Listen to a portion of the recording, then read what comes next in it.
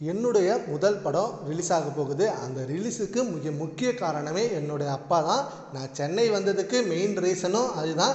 என்னுடைய முதல் படம் ரிலீஸ் ஆகுறதுல நிறைய சிக்கல் ஏற்பட்டுச்சு. ப்ரொடக்ஷன் சைட்லேருந்து எவ்வளவோ ட்ரை பண்ணி பார்த்தாங்க. அண்ட் நிறைய பேச்சுவார்த்தை பண்ணி பார்த்தாங்க தியேட்டர் உரிமையாளர்களும். ஆனால் எதையும் நம்பி வாங்க முடியாது அப்படின்ற மாரி பேச்சுவார்த்தை வந்ததுனால நான் டைரெக்டாக எங்கள் அப்பாட்ட போய் பேசினேன். இப்போ எங்கள் அப்பா தான் முதலமைச்சர். அதனால் அவரை மீட் பண்ணி பேசினதில் பிரச்சனை சீக்கிரமே சால்வ் ஆகிடுச்சு. அண்டு என்னுடைய படம் மிகப்பெரிய அளவில் ரிலீஸ் ஆக போகுது. இதுக்காக எங்கள் அப்பாவுக்கு மிகப்பெரிய நன்றியை தெரிவிச்சுக்கிறேன்.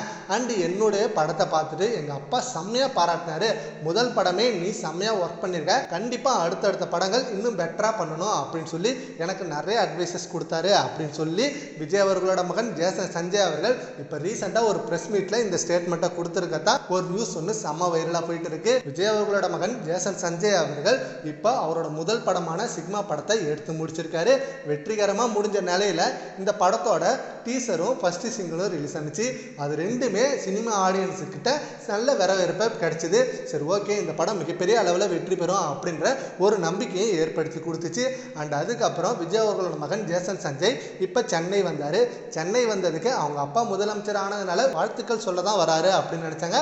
ஆனால் விஜய் அவர்களை மீட் பண்ண மாதிரி எந்த நியூஸும் வரல.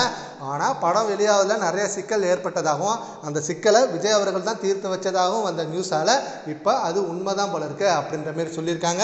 ஜேசன் சஞ்சயோட முதல் படம் மிகப்பெரிய அளவில் வெற்றி ஆகணும். அந்த படத்தோட ரிலீஸ் டேட்டுக்காக ரசிகர்கள் செம்ம வெயிட்டிங்கில் இருக்காங்க. நீங்கள் எவ்வளோ வெயிட் பண்ணுறீங்கன்றத நம்ம கமெண்ட் பாக்ஸில் கமெண்ட் பண்ணுங்கள். Thank you friends.